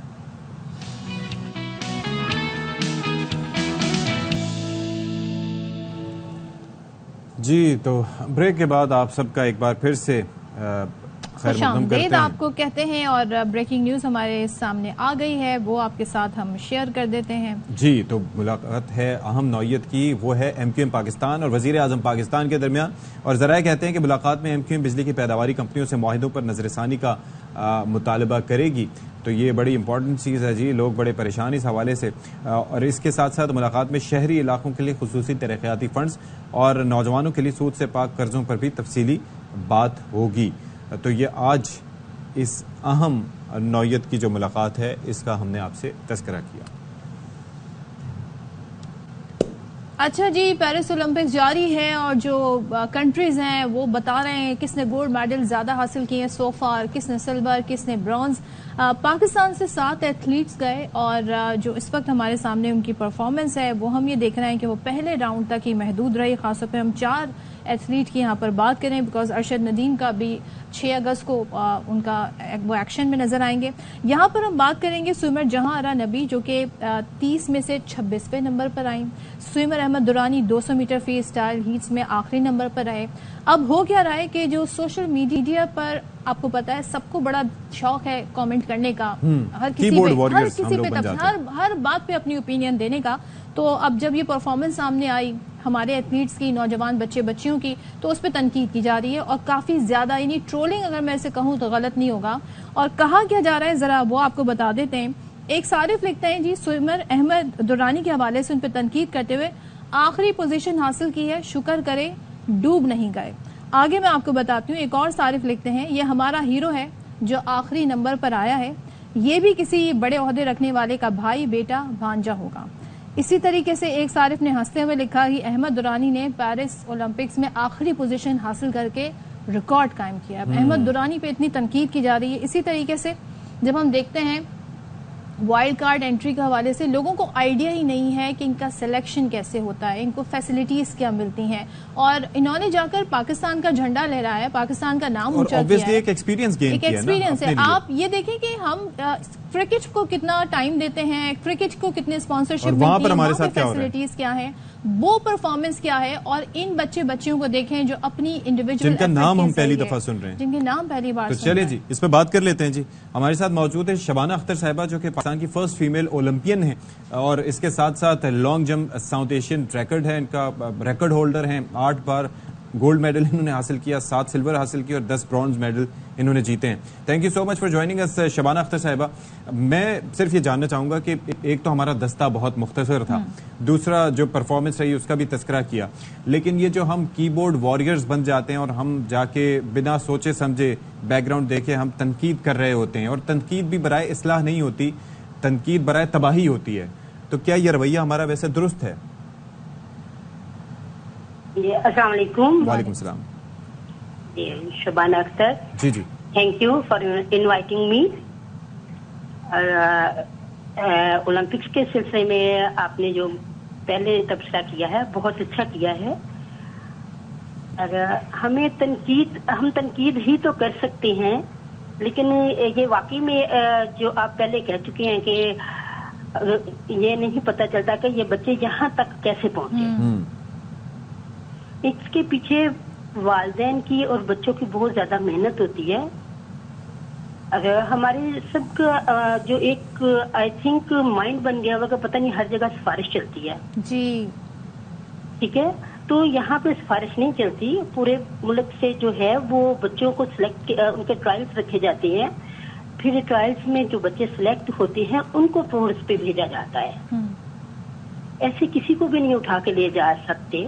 ہاں آفیشلز میں ہے، کوئی چلا گیا وہ ٹھیک ہے، لیکن پلیئرز کا جو ہے نا آج تک، کیونکہ میں خود اولمپکس میں جب گئی ہوں، جب میری سلیکشن ہوئی تھی، میرے ساتھ اور لڑکے گئی تھی، تو کراچی سے میں آپ کو بتاتی ہوں کہ کراچی سے لوگ آئے تھے کہ جی ہمیں بھی اولمپکس کے لیے سلیکٹ کریں، یہ 96 کی بات ہے، رائٹ، ہمیں بھی اولمپکس کے لیے سلیکٹ کریں، آپ لوگوں نے جن لوگوں کو سلیکٹ کیا ہے وہ صحیح لوگ نہیں ہیں۔